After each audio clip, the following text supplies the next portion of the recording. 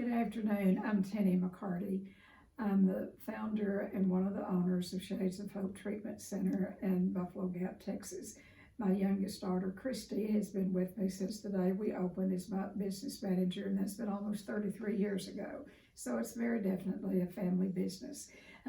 And here at Shades, what we do is we treat all addictions with a primary focus on eating disorders and codependency. And so I want to talk to you just a few minutes about codependency. It really is a very complex subject, but basically just the short version of codependency is we get our good feelings about ourselves and our bad feelings about ourselves outside ourselves. And so it's about really focusing on other people. And so it's really important in early recovery and throughout our recovery from codependency is to learn to set healthy boundaries, to know where you stop and someone else starts. And, boundaries are important as far as it protects the body. It protects, no one has the permission should have the permission to touch your body or have sex with you or without your permission. Your body is your body. Our bodies are our bodies, and no one can tell us what we can do with our bodies or shouldn't or should not do with our bodies. And so healthy boundaries are about the physical body boundary and where you stop and where someone else starts. And then it's the emotional boundary. And then intellectual boundary, you're thinking, no one can tell you how to feel or what you need to think. And then if you are, can find yourself healthy in those areas, then you're going to find other people that are healthy and that can set boundaries. And when there's two people that can come together, whether it's friends, relatives, spouses, if you can both set healthy boundaries, what happens then is that there's a spiritual connection between the two. But without that, there's like a battle of the wills. So healthy boundaries, the external boundary it's pretty simple. Like I said, that is the physical boundary. And one of the things we recommend is for people to draw a circle around themselves and get inside the circle or stand inside of a hula hoop.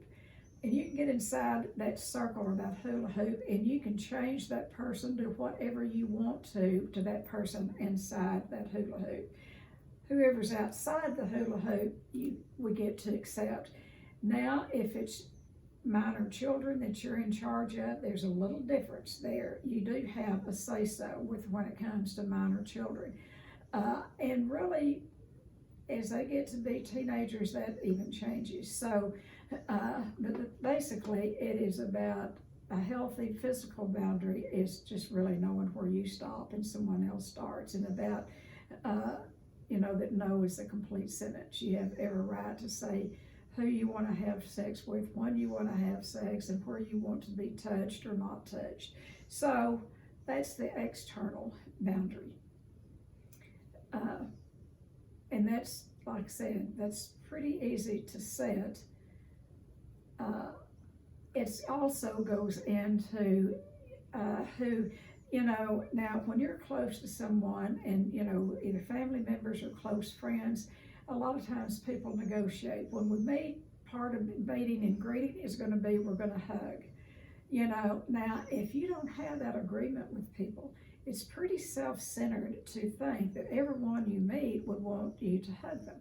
So a healthy boundary is asking people, would you like a hug? Or I would like a hug. Are you up for a hug? And we've taught our children and now our children and our grandchildren, and now we have great-grandchildren. And like my youngest grandson is 18, and we taught him boundary setting from the very beginning. And even today, I'll ask him, hey, you up for a hug, Spence? And if he is, absolutely, he's all there. And if he's not, if he's hot and sweaty, or if he's just not in the mood for a hug, he'll say, no, not now, Mitty, I'll catch you later.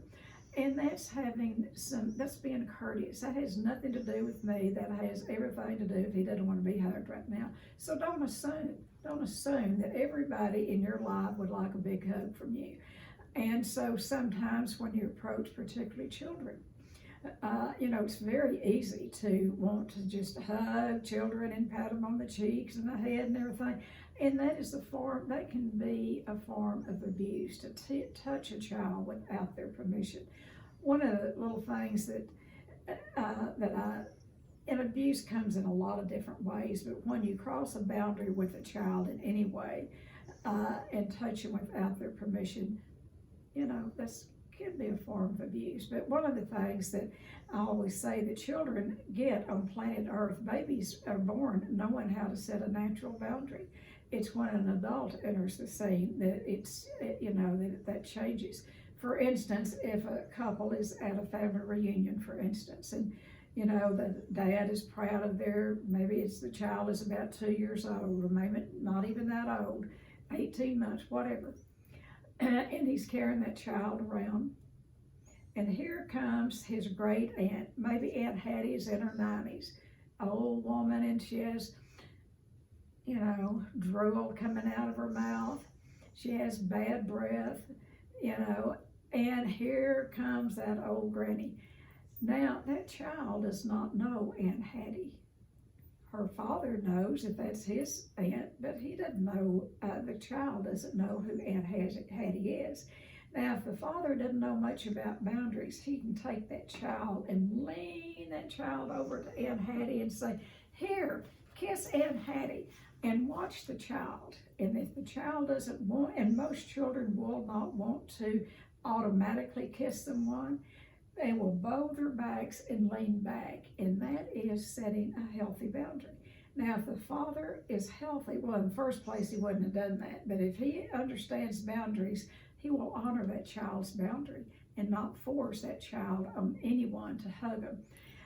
A good guideline for children is when I walk up to any size of child, what I'll do, and I used to be a hugger. I would hug everybody whether you wanted or not, because it made me feel good. That's what codependency is. Because if I could make you feel good, I felt better. But like for children today, when I meet a child, I will stick my hand out and I'll say, how about a shake? Nearly every time they'll shake my hand. But I don't touch them without their permission, because children, that is protecting that child, and a child knows. that's their right to say, "No, I don't want to shake your hand," or "No, I don't want to hug you." So that's an external boundary, a physical boundary. And then there is an internal boundary that I think is harder to set. It's harder to remember as to set an internal boundary. Have you ever heard yourself say, or have someone said to you, "You hurt my feelings. You said so-and-so and it just hurt my feelings," and you're crying and because they hurt your feelings? I want to give you a little hint. No one can hurt your feelings without your permission. Eleanor Roosevelt gave us that many years ago. She said, no one really can hurt your feelings without your permission. You have joined with them and are in agreement with them. When someone says something to you and it hurts your feelings, you're giving the power to that other person. So if you can learn to set an internal boundary, and what we recommend is that particularly when you're going to be around people that might be boundary violators, make a conscious effort to put up an internal boundary and visualize something. It can be plexiglass, it can be anything that can be a covering over your insides. What I use is, when you go to the dentist and they put that cape over you from here down here when they're x-raying your teeth, that's what I see, is that lead cape. It's heavy. Particularly when my folks were still alive, they were very much boundary violators, and different people in my life that could kind of know where to get me. When you have emotional buttons, see, our parents installed them years ago, and they know which ones to push to get a reaction out of you. And other people can do that, particularly spouses or good friends. So that boundary, when you're going to be around somebody that you think might hurt your feelings, if you can set a healthy internal boundary and listen to what the person has to say, sometimes you'll hear things that might be very helpful to you. And you listen to what they have to say, and if the information is true, bring it in and have your feelings about it, because you might want to change something about yourself. I'll give you an example. I used to be a rager. I mean, I was addicted to the sound of my own voice and my own anger. And it, like most things, came from my childhood. My father was a rager. I became a rager. I was nice out in the community, but when it got inside my house, I was a rager to the folks that I loved the most, my children, my husband, and then it carried over into my business. I would rage at my employees and then feel bad about myself later. And so one day I had taken the day off, and I remember the door opening. They didn't knock or ring. They came in, and my staff, entire staff, except someone answering the phone, came in, and what they did was they did, in essence, did an intervention or a confrontation to me about the rage. And I heard them. I really listened, and I heard them. I had no idea that I was harming those people the way that I was harming them. I'll tell you, I'm no longer a rager. That's good information that I got. And they would, gossip about me over there. They would walk on eggshells when I would walk in the center. Everybody would be quiet if I walked in. And it's not like that today. I'm no longer abusive. That's being a bully, is to have that kind of rage with people, that you love, or anyone, people who work for you, anyone. I was a bully, but I'm not today. So, internal boundary is when someone says something, you take it in, have your feelings about it, ask yourself, is it true? If it's true, you might want to change your behavior. If it is not true, let it go over your shoulder. Forget about it. If what they're saying could be true, let it sit on your shoulder. Let it sit here and ask yourself, is what they're saying about me true? Is this the truth? And then you might want to start checking it out with other people.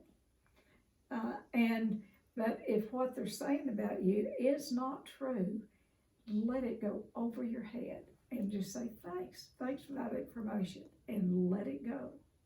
That's what healthy boundaries are. I believe setting boundaries is one of the hardest parts of being a human being. And particularly if you have any form of an addiction or codependency, it's hard to set healthy boundaries. But I think it's essential to learn how to set healthy boundaries in order to recover from codependency or addiction. If you want more information, give us a call at Shades of Hope. It's a 42-day inpatient program, but also doing an intensive, a codependency intensive once a month. My daughter, who is in long-term recovery and is a therapist over 30 years, we do that intensive together, and we haven't been able to do them because of the pandemic, but we're doing one starting them back in July.